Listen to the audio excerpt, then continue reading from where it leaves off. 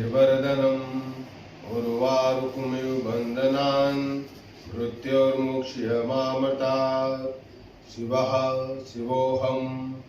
ओम नमः शिवाय।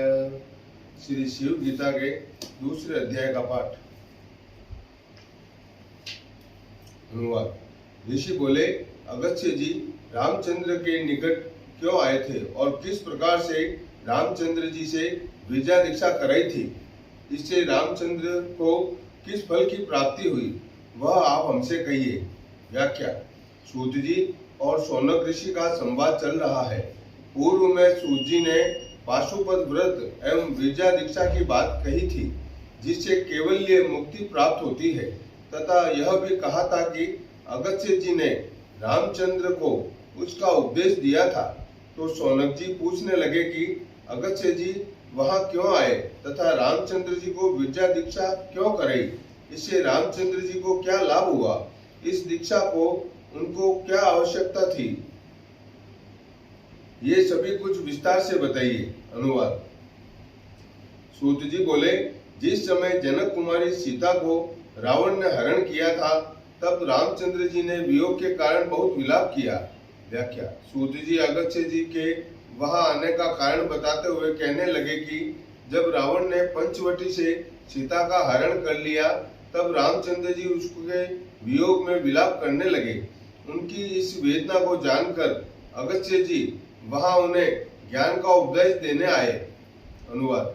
निद्रा, देह अभिमान और भोजन त्याग कर रात दिन शोक करते अनुज सहित रामचंद्र ने प्राण त्याग करने की इच्छा प्रकट की।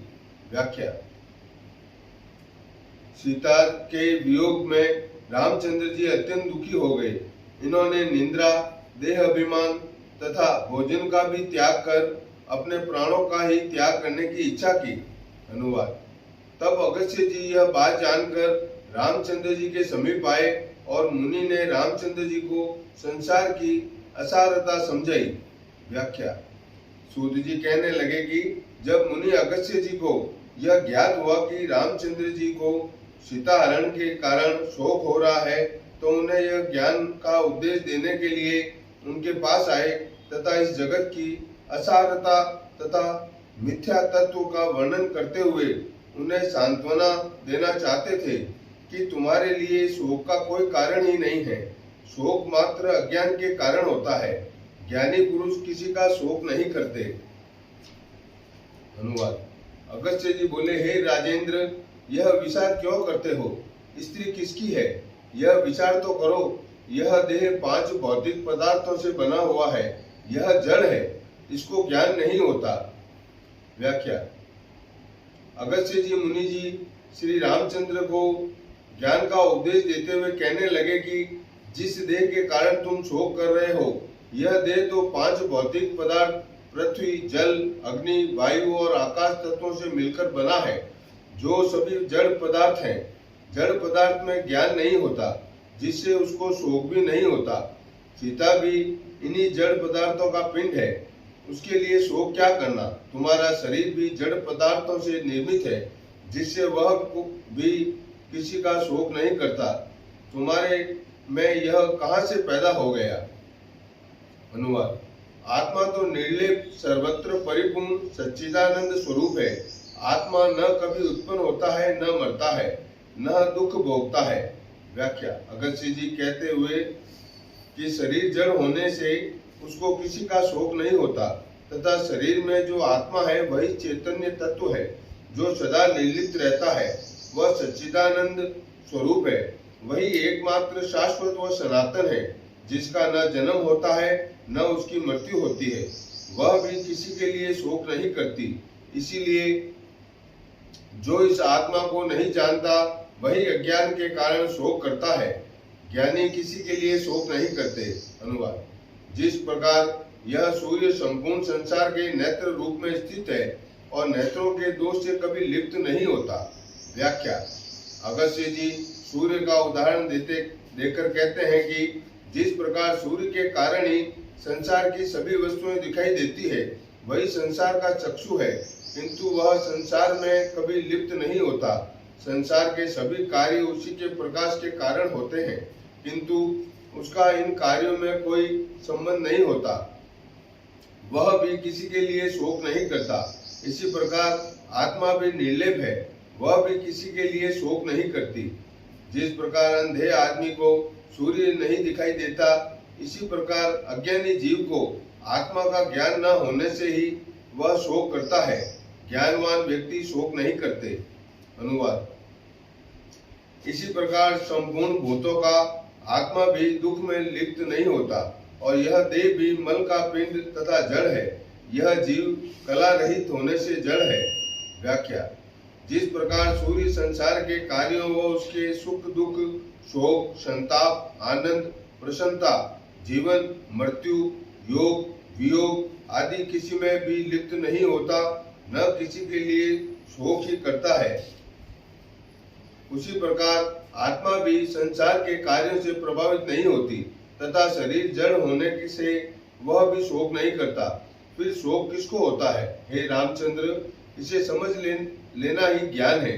यह जीव इसी जड़ शरीर व चेतन आत्मा के सहयोग का परिणाम है, जो कला रहित है, जिनमें इससे भी दुख नहीं होता।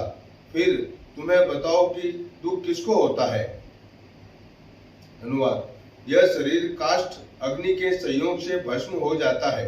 सियार आदि इसको खा जाते हैं, तो भी नहीं जानता कि इसके वियोग में क्या दुख होता है। व्याख्या। अगस्त्य जी एक और उदाहरण देकर कहते हैं कि शरीर की मृत्यु पर उसे अग्नि में जला दिया जाता है तथा जंगली जानवर उसे खा जाते हैं, तो भी शरीर के विनाश के कारण इस जीव को दुख नहीं होता। फिर तुम्हें किस कारण दुख हो रहा है? अनुवाद।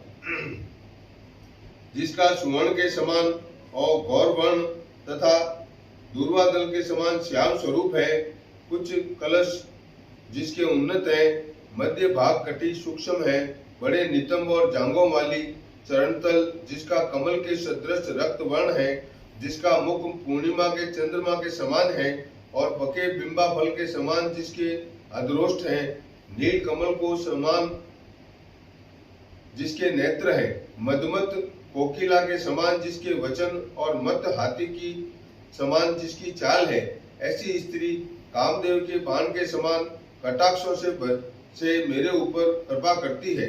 इस प्रकार से जो मूर्ख मानता है वही काम का शिष्य है। व्याख्या। अगस्त्य जी कहने लगे कि स्त्री में वैसे कोई सौंदर्य नहीं है, वह 5 भौतिक तत्वों से निर्मित हड्डी, मांस, रक्त आदि से बना एक शरीर है जो जड़ है, किंतु मूर्ख व्यक्ति उसके सौंदर्य से मोहित होकर सदा यह कामना करता है कि ऐसी स्त्री मेरे पर कृपा करती है तो उसे आनंद मिलता है, किंतु यह सब मिथ्या है। मनुष्य में जो काम शक्ति है उसी के कारण उसे स्त्री में सौंदर्य दिखाई देता है, अन्यथा उसमें कोई सौंदर्य नहीं है। जिसमें काम वासना नहीं है वह स्त्री के ऐसे रूप एवं सौंदर्य से प्रभावित नहीं होता। यह काम शक्ति ही मनुष्य को संसार में भटकाती है। अनुवाद। हे राजन, सावधान होकर सुनो, मैं इसका विवेक कथन करता हूँ। यह जीव स्त्री, पुरुष या नपुंसक नहीं है। व्याख्या। अगस्त्य जी इस जीव अर्थात आत्मा की व्याख्या करते हुए कहते हैं कि यह आत्मा एक चैतन्य तत्व है जो स्त्री, पुरुष या नपुंसक नहीं है। स्त्री पुरुष का भेद जड़ प्रकृति के साथ इसका संयोग होने से पैदा होता है, इससे ही इस शरीर की रचना होती है, इसीलिए इसे नपुंसक भी नहीं कहा जा सकता। यह विवेक से ही समझा जा सकता है। अनुवाद। यह अमूर्त पुरुष ही पूर्ण है, दृष्टा है, इस देह का साक्षी है, वही जीवंत है तथा जिसको तनभंगी मृदुबाला कहते हैं वह एक मल का पिंड और जड़ स्वरूप है। व्याख्या। जिसे सुंदर, सुकुमारी, मृदुबाला स्त्री कहकर मनुष्य उसकी ओर काम पीड़ित होकर मोहित होता है, वह एक मल मास का पिंड मात्र है तथा उसमें स्थित जो आत्मा है वही चेतन है, जिससे यह शरीर जीवंत है। वह आत्मा ही पूर्ण है, चैतन्य है तथा इसी शरीर का दृष्टा है, उसी से मनुष्य का जीवन है। उसके निकल जाने पर इस शरीर का कोई मूल्य नहीं है, फिर इसे अग्नि को समर्पित कर दिया जाता है। इस आत्मा को विवेक से ही जाना जा सकता है। अनुवाद। वह न कुछ दिखती है, न सुनती है, न सूंघती है, जिसका शरीर चर्म मात्र का है। हे रामचंद्र, मन और बुद्धि से विचारों को छोड़ो। व्याख्या। अगस्त्य जी कहते हैं कि यह शरीर जो जड़ प्रकृति से निर्मित है, जड़ में देखने, सुनने, सूंघने आदि की कोई शक्ति नहीं होती। यह तो चरम मात्र है। फिर जिस जड़ से यह क्या मोह करना है? तुम जो सीता के विषय में विचार कर रहे हो, वह अपने मन व बुद्धि से कर रहे हो। इसे छोड़ो और आत्मा पर विचार करो। अनुवाद। जो प्राणों से भी अधिक प्यारी है, वही सीता तुम्हारे दुख का कारण होगी। पंच महाभूतों से उत्पन्न होने के कारण 5 भौतिक देह उत्पन्न होते हैं। व्याख्या। पृथ्वी पर 4 प्रकार के देह हैं, स्थावर, अंडज, स्वदेज, जरायुज आदि। ये सभी देह पंचभूतों से उत्पन्न होते हैं। जिस सीता को तुम प्राणों से भी अधिक प्यारी समझ रहे हो, वह भी एक भौतिक देह मात्र है। इसे अपनी समझ लेना ही तुम्हारे दुखों का कारण है। अतः भौतिक पदार्थों से मोह करना अज्ञान ही है। अनुवाद। परंतु उन सब में आत्मा एक परिपूर्ण सनातन है। इस विचार से कौन स्त्री कौन पुरुष सब ही सहोदर है। व्याख्या। अगस्त्य जी कहते हैं कि सभी प्रकार के जीवों की आकृतियां भिन्न भिन्न है, जिससे वे भिन्न भिन्न ज्ञात होते हैं। स्त्री पुरुष का भेद भी आकृति के कारण ज्ञात होता है, अन्यथा सभी में एक ही आत्मा है जो परिपूर्ण है तथा वही सनातन है। उसमें कोई भेद नहीं है। जो इन शरीरों को ही देखता है, वही आत्मा में भी भेद करता है। अन्यथा जिसे आत्मा का ज्ञान हो गया, वह जान लिया कि सभी आकृतियां उसी एक आत्मा के विभिन्न रूप मात्र हैं, जिससे वह किसी में भेद नहीं करता। यही विश्व बंधुत्व की भावना है। अनुवाद। जिस प्रकार अनेक ग्रह निर्माण करने में आकाश अविच्छिन्नता को प्राप्त होता है, अर्थात उन सब में मिल जाता है, तत्पश्चात उन ग्रहों के जल जाने पर कुछ हानि को भी प्राप्त नहीं होता। व्याख्या। अगस्त्य जी श्री रामचंद्र को कई प्रकार के ज्ञान का रहस्य बताते हैं। वे फिर कहने लगे कि जो आत्मा को नहीं जानते, वे ही इन शरीरों से मोह करते हैं। जिस प्रकार आकाश सर्वव्यापी है, उसी प्रकार आत्मा भी सभी में सर्वव्यापी है। किंतु जिस प्रकार ग्रह निर्माण के बाद आकाश भी भिन्न भिन्न ज्ञात होने लगता है कि घर के भीतर का आकाश भिन्न है व बाहर का आकाश भिन्न है, किंतु घर के जल जाने पर आकाश नहीं जल जाता, वह बाहरी आकाश में मिल जाता है। इसी प्रकार शरीर की मृत्यु हो जाने से उसे जला देने पर आत्मा नहीं जलती, वह विश्वात्मा में मिल जाती है। उसका न क्षय है न वृद्धि। इसीलिए आत्मज्ञानी किसी शरीर से आसक्ति नहीं होते, न उनसे मोह करते हैं। अनुवाद। इसी प्रकार सर्वत्र देहों में आत्मा परिपूर्ण और सनातन है। देह संबंध से अनेक प्रकार का प्रतीत होता है, परंतु उनके नाश होने पर आत्मा नष्ट नहीं होता, वह स्वरूप एक रूप है। व्याख्या। जो व्यक्ति इन विभिन्न शरीरों को ही देखता है, उसको सभी शरीरों में भिन्न भिन्न आत्माएं ज्ञात होती हैं कि सभी में भिन्न भिन्न आत्माएं होती हैं। यही उसका अज्ञान है। किंतु जिसे आत्म का ज्ञान हो गया, वह ऐसा नहीं मानता। वह यह जान लेता है कि शरीर के नष्ट होने पर आत्मा नष्ट नहीं होती, वही मनुष्य का वास्तविक स्वरूप है। यह जड़ शरीर उसका वास्तविक स्वरूप नहीं है। इसलिए इन शरीरों से मोह करना अज्ञानी है। अनुवाद। जो मारने वाला जानता है मैंने मारा, और जो मरने वाला जानता है मैं मरा, ये दोनों न जानने से मूर्ख है। कारण कि न यह मरता और न वह मारा जाता है। व्याख्या। जो आत्मा को न जानकर केवल शरीरों को ही अपना स्वरूप मानता है, वही कहता है कि मैंने उसको मार दिया अथवा मैं मर गया। ये दोनों ही शरीरों के मरने व मारने की बातें कहते हैं। वास्तव में शरीर को ही मारा जा सकता है तथा मरता भी शरीर ही है। आत्मा न किसी को मारती है न वह मरती है। भगवत गीता में भी यही बात भगवान कृष्ण ने युद्ध के समय अर्जुन को कही थी। यह आध्यात्मिक सत्य है जिसे ज्ञानी जन नहीं समझ सकते, जिसे अज्ञानी जन नहीं समझ सकते। वे शरीरों को ही मारने व मरने की बात समझते हैं। आत्मा को वे नहीं जानते। अनुवाद। हे राम, इस कारण अति दुख करने से खेद का कारण क्या है? अपना स्वरूप इस प्रकार जानकर दुख को त्याग कर सुखी हो। व्याख्या। अगस्त्य जी कहने लगे कि हे राम, तुमने भी इस शरीर को ही जाना है, इसलिए अज्ञान के कारण ही मोह कर रहे हो। मेरे इस ज्ञानोपदेश से आत्मा को ही अपना स्वरूप जानो। इसी ज्ञान से तुम दुखों से मुक्त होकर सुखी हो सकते हो। शरीर को अपना स्वरूप मान लेना ही सभी दुखों का कारण है। अनुवाद। श्री रामचंद्र जी बोले, हे मुने, जब देह को भी दुख नहीं होता है और परमात्मा को भी दुख नहीं होता है, तो सीता के वियोग की अग्नि मुझे कैसे भस्म करती है? व्याख्या।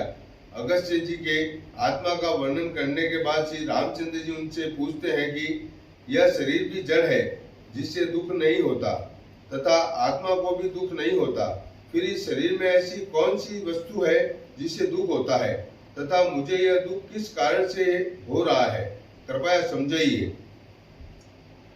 अनुवाद। जो वस्तु सदा अनुभव की जाती है, तुम कहते हो कि वह नहीं है। हे मुनि श्रेष्ठ, फिर इस कथन में मुझे कैसे विश्वास हो? व्याख्या। रामचंद्र जी कहते हैं कि न शरीर को दुख होता है न आत्मा को, किंतु मुझे तो दुख हो रहा है। ऐसी स्थिति में मैं आपकी बात कैसे मान लूं कि दुख होता ही नहीं है? अनुवाद। जब सुख दुख का भोक्ता जीव नहीं है तो कौन है जिसके द्वारा प्राणी दुखी होता है? सुख दुख का भोक्ता कौन है? हे मुनि श्रेष्ठ, कहिए। व्याख्या। रामचंद्र जी फिर पूछते हैं कि मनुष्य जड़ शरीर व आत्मा का ही संयुक्त रूप है। यदि उन दोनों को दुख नहीं होता तो फिर मनुष्य को दुख का अनुभव किस कारण से होता है? कृपया स्पष्ट कीजिए। अनुवाद। अगस्त्य जी बोले, शिव जी की माया कठिनता से जानने योग्य है। जिसने जगत को मोह लिया है उस माया को प्रकृति जानो और माया में महेश्वर को जानो। व्याख्या। एक ही ईश्वर से दो प्रकार की शक्तियों का आविर्भाव होता है, जिनमें एक है उसकी चेतन शक्ति तथा दूसरी है उनकी जड़ शक्ति। जड़ शक्ति से जड़ प्रकृति की रचना होती है तथा चेतना शक्ति से चेतन शरीरों की रचना होती है। ये दोनों शक्तियां अपने अपने स्वभाव के अनुसार कार्य करती हैं, इसीलिए ईश्वर को कर्ता नहीं माना गया है। जिस प्रकार सूर्य का स्वभाव गर्मी देना है, बर्फ का स्वभाव शीतलता है, चीनी का स्वभाव उसका मीठापन है, चुंबक का स्वभाव लोहे को खींचना है, चंद्रमा की आकर्षण शक्ति से समुद्र में ज्वार भाटा आता है, चंद्रमा में के कारण कुमुदनी खिलती है। ये सभी कार्य इनके स्वभाव के कारण होते हैं, ये स्वयं अपनी इच्छा से नहीं करते। इसी प्रकार ईश्वर की माया शक्ति से सृष्टि में सभी क्रियाएं हो रही हैं। इसी को ईश्वर अथवा महेश्वर की माया शक्ति, प्रकृति अथवा उस शक्ति का स्वभाव कहा गया है। इसीलिए अगस्त्य जी कहते हैं कि सुख दुख का अनुभव न आत्मा को होता है न शरीर को, बल्कि उस ईश्वर की चेतना शक्ति जब शरीर में कार्य करके उसी को अपना स्वरूप मान लेने के कारण उसे सुख दुख की अनुभूति होती है। यदि शरीर से उसका तादात्म्य छूट जाए तो उसकी इसकी अनुभूति नहीं होती। हे रामचंद्र, तुमको जो दुख की अनुभूति हो रही है उसका कारण तुमने शरीर के साथ अपना तादात्म्य कर दिया है। यदि इसका त्याग कर आत्मा में स्थित हो जाओ तो तुम इस दुख से मुक्त हो सकते हो। तुमने सीता को अपनी स्त्री माना है, इसलिए तुम्हें दुख हो रहा है। यदि किसी अन्य पुरुष की स्त्री का हरण होता तो तुम्हें दुख नहीं होता। रावण ने तो कई स्त्रियों का अपहरण किया था, उससे तुमको दुख नहीं हुआ। किसी को अपना मान लेना ही दुखों का कारण है। यही महेश्वर की माया है जो अज्ञान है। ज्ञान प्राप्ति पर इस माया का बंधन नहीं रहता। अनुवाद। उसी के अवयव रूपों जीवों से संपूर्ण जगत व्याप्त है। वह परमेश्वर सत्य स्वरूप, ज्ञान स्वरूप, अनंत और सर्वव्यापी है।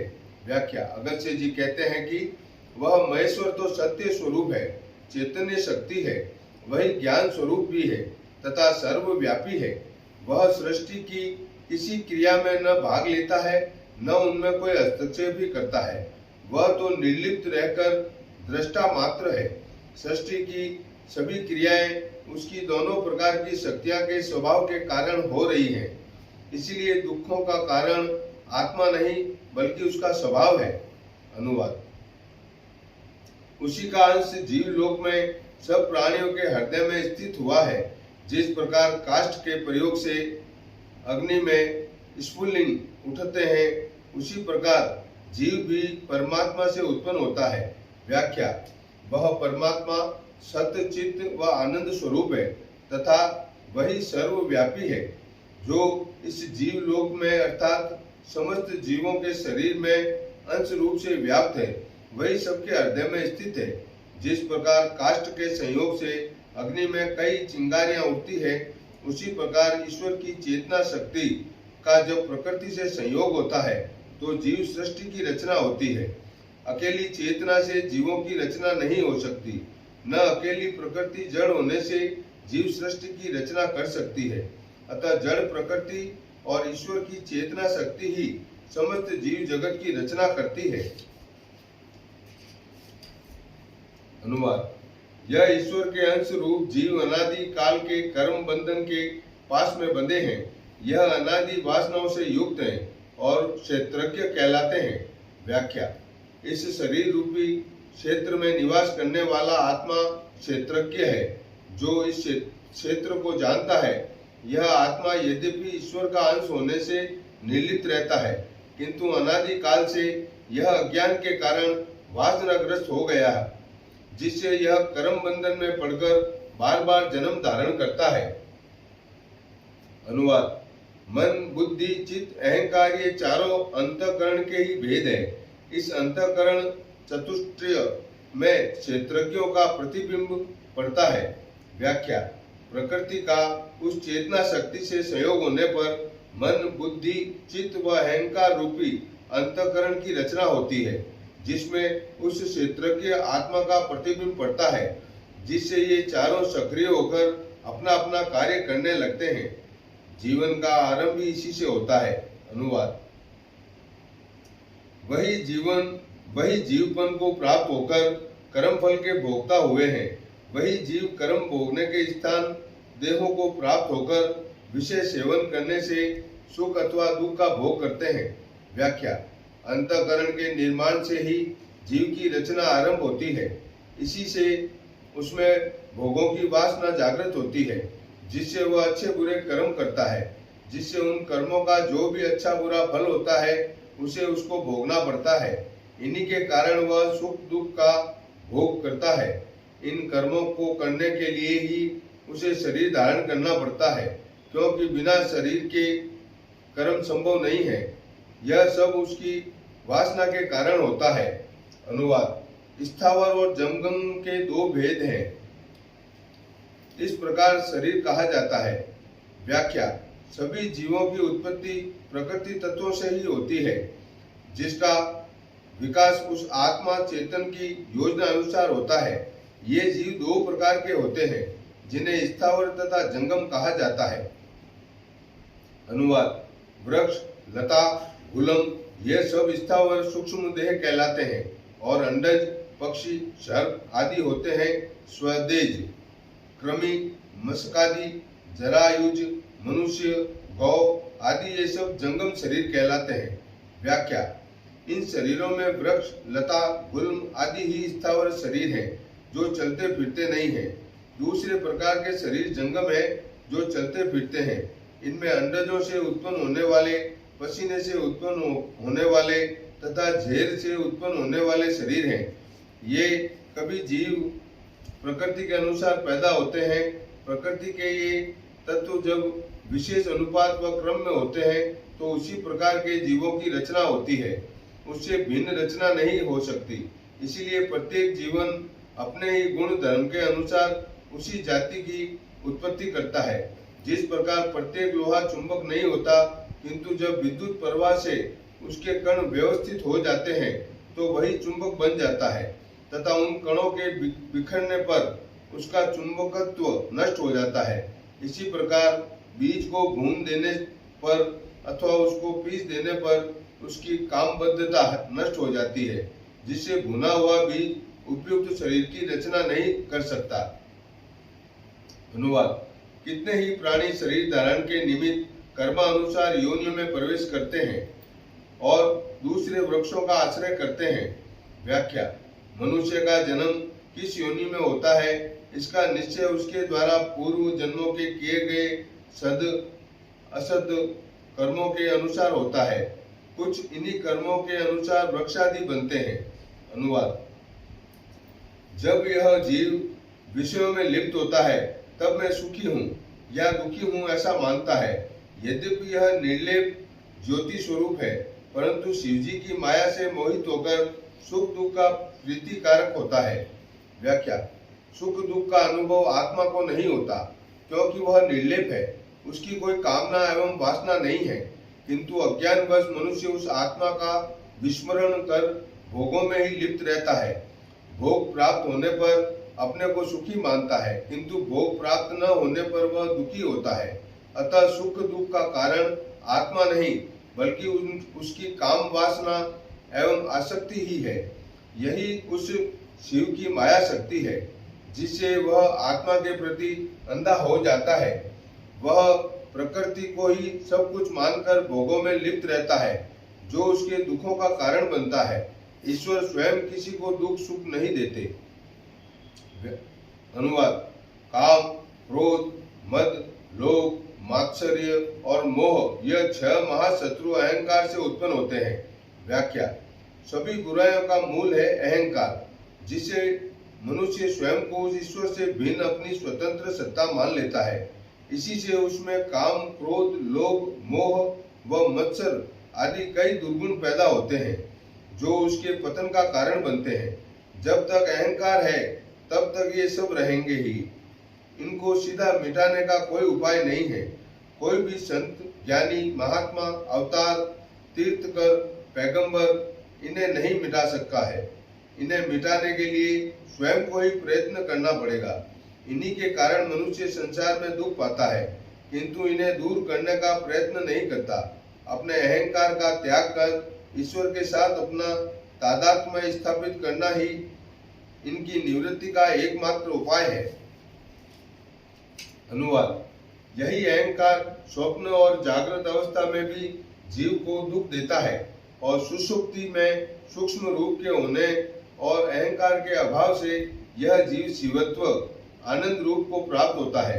व्याख्या: यह अहंकार जागृत अवस्था में तो दुखों का कारण बनता ही है, स्वप्न अवस्था में भी जो कुछ दिखाई देता है वह भी इसी के सूक्ष्म रूप के कारण दिखाई देता है। सुषुप्ति अवस्था में इस अहंकार के न रहने से ही मनुष्य को आनंद की अनुभूति होती है, जो शिव का ही रूप है। अनुवाद: इस प्रकार यह माया में मिलने से सुख दुख का कारण उत्पन्न करता है। जिस प्रकार सूर्य की किरणें के पड़ने से सीपी में चांदी भासती है, इसी प्रकार शिव स्वरूप में माया से विश्व दिखाई देता है। व्याख्या: यह चैतन्य स्वरूप शिवत्व जब उसकी माया रूपी प्रकृति के साथ संयुक्त हो जाता है, तो अज्ञानी जीव प्रकृति की ही सब कुछ मान लेता है।